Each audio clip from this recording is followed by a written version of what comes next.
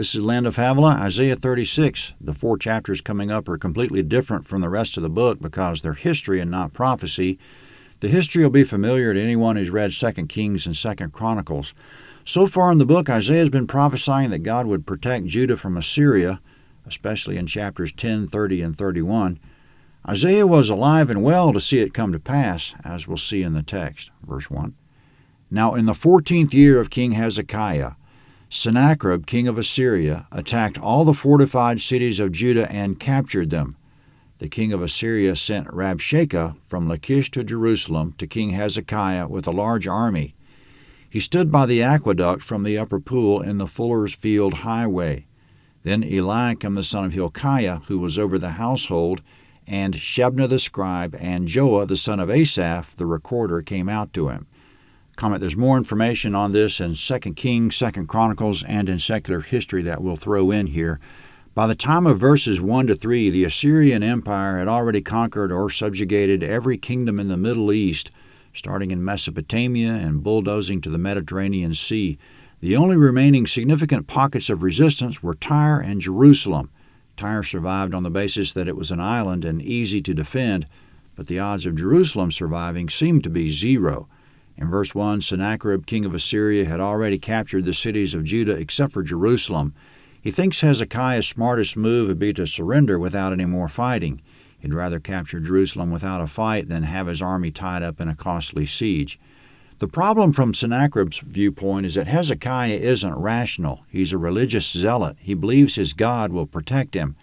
Hezekiah has already called a meeting of the city and preached confidence that Yahweh will protect them, 2 Chronicles 32:6. The city responded and prepared defenses. They stopped up the springs outside the city so the Assyrians wouldn't have easy access to water.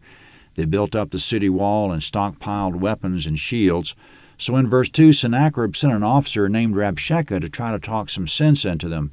He arrived with a large, intimidating army in verse 2. In verse 2, Rabshakeh stood just outside the city gate, the gate that received the highway that passed by the Fuller's Field.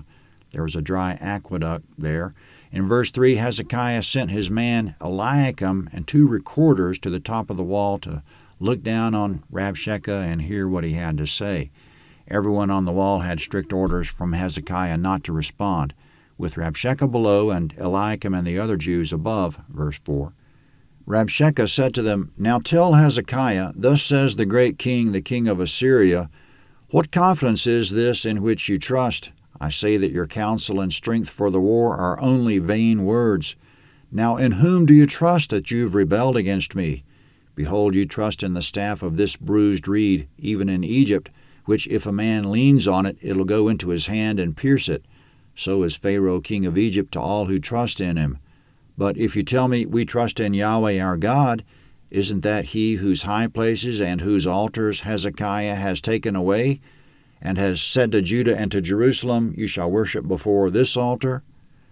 Comment in verses 4 to 7, Rabshakeh says, What are you thinking? Do you think Egypt will come to the rescue? Or do you think Yahweh will come to the rescue? Hasn't Hezekiah offended Yahweh by removing his altars from the land and leaving only one left in Jerusalem? It was to Hezekiah's credit that he removed Yahweh's altars because in the law of Moses, all sacrifices should be in a central location, Deuteronomy 12:11-14. Rabshakeh goes on, verse 8, Now therefore please make a pledge to my master, the king of Assyria, and I'll give you 2,000 horses, if you're able on your part to set riders on them. Comment Rabshakeh says, Except I'll offer and will give you 2,000 horses if you can put riders on them. It was intimidating that the Assyrians had so many horses and Hezekiah so few men. Rabshakeh says, verse 9, How then can you turn away the face of one captain of the least of my master's servants and put your trust on Egypt for chariots and for horsemen? Have I come up now without Yahweh against this land to destroy it? Yahweh said to me, Go up against this land and destroy it.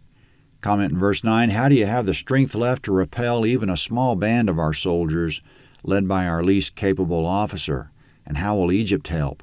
In verse 10, Rabshakeh claims Yahweh is with him, that Yahweh told him to come, that Yahweh told him, Go up against this land and destroy it.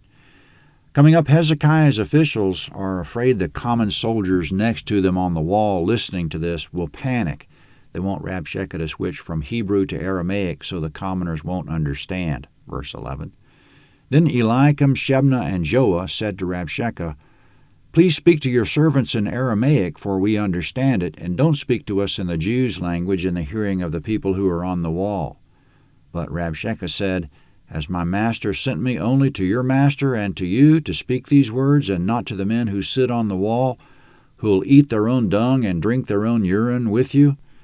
Comment Rabshakeh says he'll keep speaking in Hebrew because everyone needs to hear this. If we lay siege to the city, he says, you'll run out of food and water, and the common men will be drinking their own urine and eating their own feces.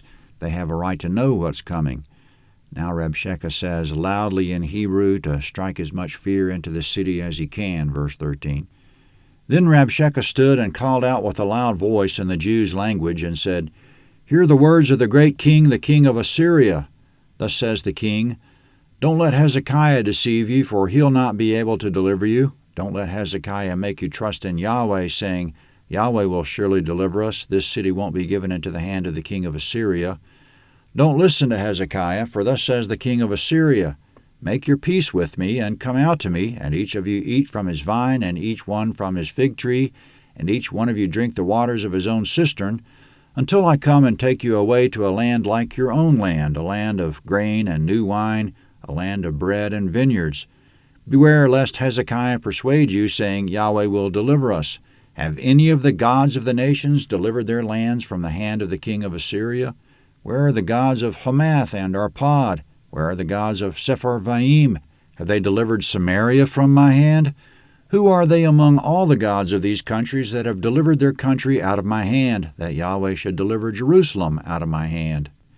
Comment in verses 15 and 16, Rabshakeh tells the men on the wall, Don't let Hezekiah tell you Yahweh will save you. Just surrender and everything will be fine. We'll let you stay on your own land until we get around to relocating you. Then we'll take you to a land just as good. Rabshakeh makes captivity and relocation sound like it won't be so bad.